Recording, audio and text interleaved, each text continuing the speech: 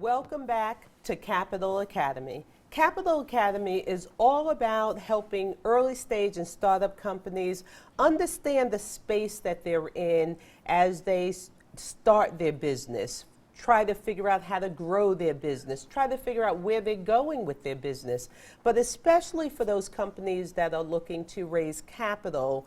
And in the private equity space, capital is something that you do need to understand what you're stepping into, because it's not the same thing as when you're going for traditional loans or things of that nature. And so today I am excited to have Christopher Bell III with me from Stealthonomics. And Christopher also works with early stage startup companies as they're going down this path of entrepreneurship. And so, Christopher, thank you and welcome to Capital Academy. It's a pleasure to be here. Thank you for having me. Thank It's you. much appreciated. You know, it's always exciting to engage new entrepreneurs who are excited about their concept, but hit a speed bump and hear a lot of road noise if they miss the speed bump. And the first thing they think they need is actually capital. That is true. Yeah. Without actually having formulated a real refined business plan, a concept, a mantra, a mission, a distribution channel, and I could go on and on and on. You're really, exactly, right. Because a lot of times it's business plan. Right. I have to have one. Well, they do, right? They do in their minds. Yeah. And some of them actually have a great rough draft, Right. That's good enough for their internal navigation, Yeah. but not necessarily good enough to attract real capital. Absolutely. Right. And sometimes even understanding what kind of capital they need, right? So when they hear iBoss works with companies trying to raise capital, we help them. So the immediate thing is, well, I need to talk to you. Right. But, it's a matter of understanding, well, what kind of capital do you need? And sometimes, it's difficult to help someone understand that investors are not the space for them, and they may need to go the traditional route. How often do you come across not only, again, the topic of whether you have your foundation laid out, but the topic of figuring out what's really the right path for you to go into? Right. I mean, one of the biggest challenges that we have is being able to actually change the frequency of the conversation that people are used to having. The frequency of the conversation that many entrepreneurs are used to having is one about their idea and their concept. Right. But they can't speak the language of the executive and the lender and the investor. Right. Right. And so with that chasm, where that gap exists, there needs to be some kind of education, orientation, and actually practice and immersion, as I call Right. it. If you're going to speak a new language, Right. The fastest and the best way to do is be forced to speak it out of necessity, right? I feel for entrepreneurs sometimes, and I do it often because of the business that I do. But when we talk about teaching, training, learning, those are almost the last words that they want to hear, right? Right. They're like, Right. no, I have a business. This is what I want to do and what I need to do. And those words you're using just slow things down. Oh, they hurt their feelings. Right. Right. Really, It's personal, and it's Yes. actually almost an offense to them, Yeah. right? That you're telling me that what I'm doing isn't good enough right now to Right. deserve, a seat at the table or to Right. be heard to, get new investment and or capital. The big deal is for many of these new entrepreneurs or wannabe-preneurs and entrepreneurs who are stumbling, failing, and falling, Right. is to come out of denial. Yes. Right? To understand the truth of their condition, to understand that they don't know it all, and whatever they know today isn't good enough to take them where they need to go tomorrow. That calls for maturity. Yes. What I found is new early stage entrepreneurs, and I think we've all suffered through this. We know what we know. A lot of times, as the technician, you stepped into the new business with what you know. And I found it generally takes a good 2 to 3 years before they realize, oh, somebody else can tell me something. And I think that speaks to what you're saying, that what do you mean? Right, I right. don't have everything that I need right now. Well, I think what we're both talking about is pain, right? Until it hurts bad enough, Correct. until it really hurts bad enough, Right. nobody's really pivoting to find out what do I really need to do. And part of that is being able to have a conversation about capital funding and equity and the like. And it takes knowing that you don't know and feeling the pain around it. In fact, I had a conversation with an entrepreneur day before yesterday, and I helped them to understand the difference between fear and danger. Okay? Fear is imagined. Yeah. Danger is real. Right. Use your fear as fuel. Guess what? If you do not manage your company well, you will be afraid, Right. and there is real danger. Right. Right. Okay? That is so true. So what we want to be able to do as models for business and entrepreneurship, as advocates for great processes, and messengers Right. about the best way to do it, is to inform on platforms like this, entrepreneurs, newcomers, intrapreneurs, people who are working a job and treating their job as a business to bring value to their employer. We want to encourage them to understand there's a time for everything, and capitalizing your business is a milestone event that you need to be really able is. to take seriously. What are at least 3 things you would say to a new entrepreneur? So let's take that example you just gave. They're still working for someone else. They know they want to move off into their own. What are at least 3 tips you would give them as they're actually migrating from that business that they're working for into their own business? I would say do not burn any bridges, that your first best customer may be your current employer, So true. that some of the best deals that you'll ever be able to secure are the ones that you make before you become an official entrepreneur and set up your own business structure and done all that stuff. Get a purchase order in advance so that you can hold on to that. So at that point in time, when you're ready to make that transition, you can go back to that entity and say, I've arrived. Can we sweep your credit card? Or will you write that check? Now you have initial capital to drive the rest of your business, and you've already established deep roots for a proof of concept that takes you out. So A, get a customer first. Secondly is search out your team.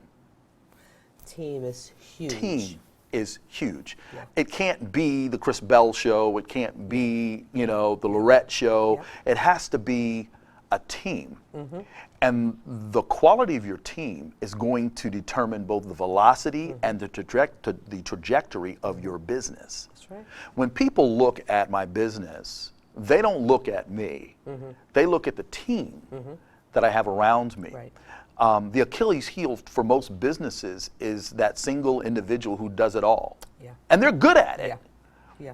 But what happens when they're sick? What happens if there's an illness? What happens, if there's something that goes on in family? Absolutely. That's real life, At right? bare minimum, what happens to grow? You Right. really can't grow. I'll tell you, for me, having been an entrepreneur all these years, one of the biggest issues that I run into is, and mine is more so based on consulting, but one of the biggest issues is, how do I get the information out of my head in order for others to have it to be able to utilize? Because I believe in getting out of the way. Right. I think strong businesses are built on people, processes, and systems. And you let the business grow with the systems, because as soon as you build it around a person, Right. even if you're the person, I think you're setting yourself up for so much failure. Well, you're speaking my language around systems. I'm a big systems guy, right? When you talk about systems, Kobe has all those rings because he was playing in a winning system. Absolutely. Michael has all his rings Yep. because he was playing Yep. in a winning system. Yep. Brady in New York, in Boston has all those rings because he's playing in a winning system. And that does not mean that you don't bring Now, I talent gotta to the tell you, table. I have no idea who those people are you named. I'm kidding. I tell you, absolutely you do. But what we're Yes. talking about are excellent systems. Yeah. And you don't stumble on those, right? You make decisions up front early on to test Yeah. and iteratively improve those things that get you to your end result. So part of the challenge with new entrepreneurs is deciding, what do I really want? Right. I can't begin to tell you how many new entrepreneurs I've talked to that say, I want to start a business. Yeah. But they can't tell me about their exit. They can't tell me Correct. what they really want. They can't tell me about the outcomes, the when, and hows. Mm-hmm.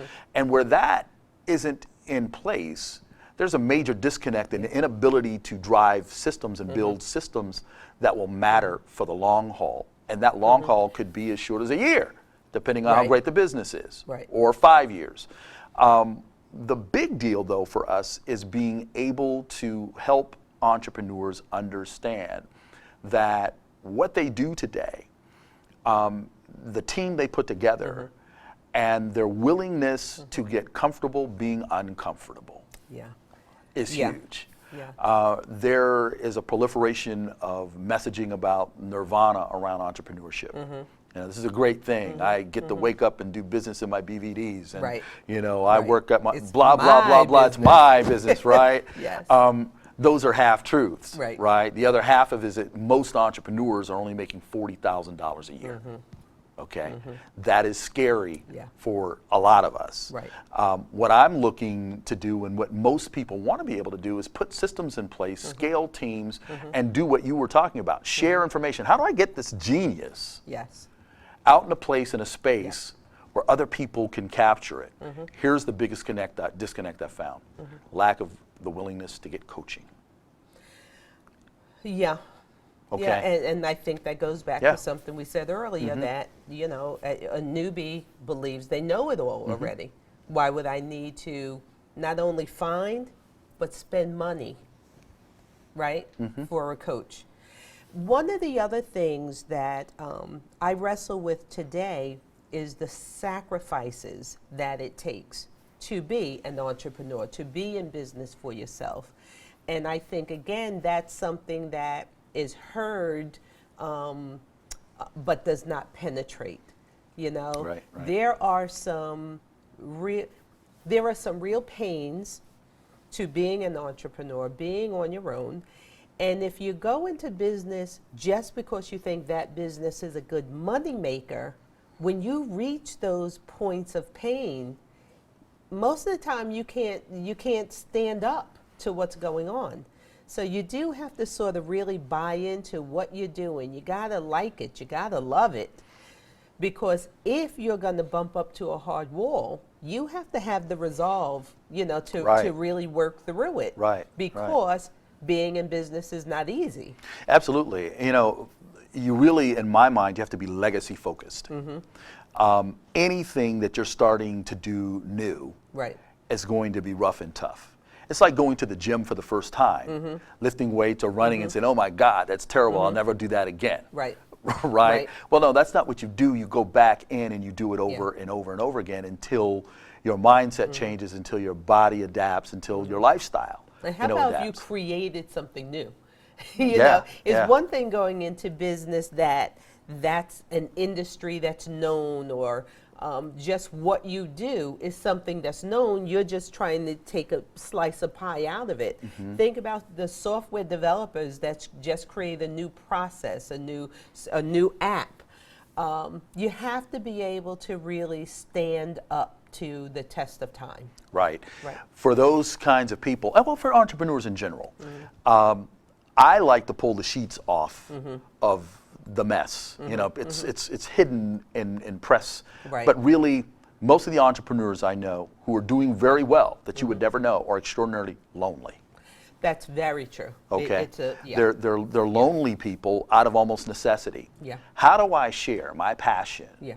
my dream, my vision, my challenges with you, and you're still working a job, and I'm not? Yeah. All right. What if I'm working a job and somebody asks me, well, why would you want to leave your job? right? Why are you doing this? Are you okay? Do you need to take a drug test? Right. Right? And that is the hardest part, right? You know, people want to convince you that Right. you're going the wrong way. Right, right. So let's now talk about, so those are the things that one has to consider going into it. So if we pull back to what we originally started talking about in capital and it being the right capital. So first understanding that, and when I say right capital, there are your traditional avenues, Absolutely. your various banks and those that guarantee the lending and all the rest of that. There is the next level that people hear about all the time, friends and family, who's going to put money in, right? There is investments, private equity, and right now I'll categorize that to angel, and then there is your venture capital. Most companies that I speak with are never going to reach the point of venture capital coming into their business, 90%. Easy. right? To the next level of issues getting to the capital is those looking for angel investors. And then you have a big berth of those who can get to friends and family. And we understand the limitations of getting to traditional, i.e. banks. But most people understand what you need to get money from a bank. Right. But what, and where I'm going with this is, for a lot of companies, even when they're going to their friends and family, I think to a large degree it's a disservice to those friends and family that they go to if they don't have a lot of the tools we talked about from the beginning. Right. Right? I would concur. The real plan, because you went to the friends and family off the excitement of what you want to do, but if there was no real planning in it, how are you really going to make the money back in order for those friends and family to make the money back? I think that's a pool that you do go to, but I don't think you go to them with a half-baked idea, no different than you can go to the investor or anyone else. Absolutely. I look at friends and family as a reserve chute. Okay? When your stuff gets raggedy, and you may not even have time to call in a Mayday, okay? Yes. You dive into your traditional lending source and they say, no, we can't do that. Right. Friends and family is the reserve chute that Right. you pull that gives you Right. enough height to be able to make decisions that allow you to save yourself. Right. Right? Right. And they need to understand that this is what this is. Because friends and family will take on a different kind of risk for you after they've seen your commitment, Right. after they've seen you win and maybe slide for a minute. But even friends and family are going to want a solid plan, Absolutely. Or should. or should, you know, to your point, or should Right. really want a solid plan. And if you don't have one for them, then you can expect the same kind of response you got from your traditional lender. And on that little note, I'd love to be on the side of, or in the ear of the friends and family saying, no. Right. Did they show you a plan? Did you understand it? Did they answer you? No, stop. And the tough part, though, is if you're an entrepreneur, I would say 90% of the entrepreneurs I know have a lot of pride. Absolutely. Okay. The Absolutely. last thing they want to do is show any hint of problem, challenge, Yeah. or any pending failure. Right. And for me to come to you who is working a job, How about that? okay, or someone who's Right. retired, Right. a grandma who has all this bank, Right. and she's just chilling, Right. for me to come to you and say, I need Your money. your money For what I I'm want to do Yes. is an incongruent, Yes. dysfunctional, Right. you know, position Right. to be in. It makes everybody feel uncomfortable. Yeah. So one of the things that we do is we tell people what we do. You know, we don't want to blindside people. We want to be able to say, hey, look, here are my avenues of approach and the different types of funding that I might Right. be able to get. Right. Now, mind you, you guys are not my first stop. But I need to know that, God forbid, anything happen along this line. Can I come to you as a legitimate business person, knowing what I'm doing in my reputation and within the family, to secure X amount of dollars in advance? I don't need it now. Yeah. But can you think about me and give me consideration without beating me up? Because I've probably been Right. already beat up. And I'll tell you, I might look at that a little different. And my little different is, I think they should be your first stop. But I think they should be your first stop once you have actually put together something that makes sense for them. And from my, side of the fence, I'm saying I think they should be, because now when you want to go to the investors outside of, I call them your friends, family, and fraternity round, right? Now when you want to go to them, they want to know who else has invested in this. And I think for some communities, the little bit of a disservice is when you just don't have in your network friends, family, fraternity, fools. Some people want to say, right? Include those, right? When you just don't have in your network someone to reach out to in order to make that happen, there's a little bit of a disservice because this community feels nobody was interested in your project. But I also think one of my other reasons for being able to go to the friends and family is that's also your testing ground. Testing meaning your presentation, your speech. And that's kind of why I'm saying I'd like to be in the friends and family ear saying no. Right. My no is no. It's not that no, I'm not going to give it to you. My no is you're still not ready yet. Go back to the drawing board and come back to us again. Because I just feel that friends and family deserve a business plan, a business opportunity, even if you haven't completed your business plan itself, but the planning of what you're looking to do and how you're looking to do it and how you're going to benefit those that stood up for you to begin with, you got to at least have that down. Absolutely. One of the biggest challenges in business is funding, period, by whatever means, right? Right. I actually was asked the question, well, Chris, I don't have family or resources that I can go to write a check for me to be able to do X or Y or Z. In the absence of funds, we go to credit, all right? And where your credit is lacking and slacking, you have to depend on your credibility. I like that. Okay? That's true. Right? So people forget this. It's not that you don't have money. It's not that you don't have credit. It's that you don't have credibility. I like that. Okay? That's so true. When you have credibility on your name without a contract, if I can punch 9 numbers and say, I need X or Y, how can we facilitate that? And somebody makes that happen. That's about your credibility. And so you build a safety net. You build your network before you walk up onto the high wire and walk that thing in a hurricane. That's what business is like. You crawl all the way up and then you're excited and then you have to walk across this thing on a fine line and the wind is blowing. That's right. Right? That's right. Well, you don't crawl all the way up and begin your first step and say, oh, wow, there's no net underneath there. Right? Yeah. You have your network in place long before you step out on that wire, knowing that the conditions are not going to be ideal. But that's what we do as entrepreneurs. We get up and then we expect, some measure of safety, and we realize we don't have it. Okay, you don't have money. That's okay. You don't have credit. That's okay. You're a young entrepreneur out of college. What credit do you have, right? But you have credibility. What have you done? How have you contributed? Who have you lifted up? Who have you promoted? What have you done to make a difference personally and professionally and vocationally that allows you to go to somebody of influence to say, this is what I'm doing? That's absolutely right. Your credibility is bank. Okay, so what I hate is we have to stop at this point. Time is winding down, but what I love is I believe we've agreed to do Capital Academy as a radio show to continue this kind of conversation. So thank you so much for sitting in on this session.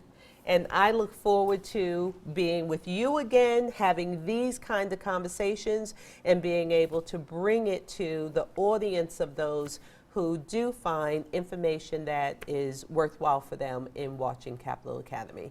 So again, I thank you for joining us today on this session of Capital Academy, and we look forward to seeing you again as we continue to bring, to just impart whatever information we think it is that we have to share with you. So you have a fabulous day, and come back to Capital Academy.